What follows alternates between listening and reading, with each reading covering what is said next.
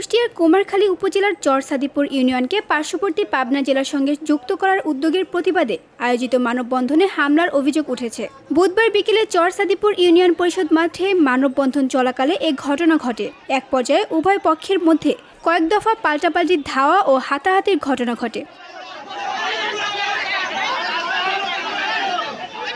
মানববন্ধনের আয়োজকেরা জানান, পদ্মা নদীর কারণে চরসাদিপুর ইউনিয়ন কুষ্টিয়া জেলা ও কুমারখালী উপজেলা শহর থেকে বিচ্ছিন্ন। দীর্ঘদিন ধরে অবহেলিত এই অঞ্চলের মানুষ শান্তিপূর্ণভাবে বসবাস করছিলেন। তবে একটি স্বার্থান্বেষী মহল ষড়যন্ত্র করে ইউনিয়নটিকে পাবনা জেলার সঙ্গে সংযুক্ত করতে চাইছে।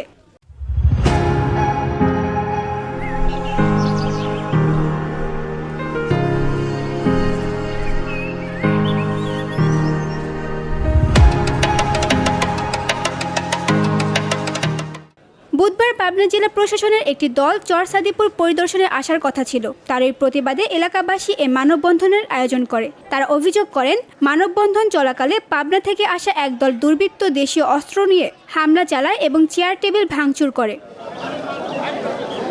এ বিষয়ে কুমারখালী উপজেলা নির্বাহী কর্মকর্তা এস.এম. মিকাইল ইসলাম জানান, চরসাদিপুরকে পাবনার সঙ্গে যুক্ত করা সম্ভব কিনা তা দেখতে পাবনা জেলা প্রশাসনের লোকজন পরিদর্শনে আসার কথা ছিল। তবে স্থানীয় লোকজনদের প্রতিবাদ ও হট্টগোলের কারণে তারা আর আসেননি।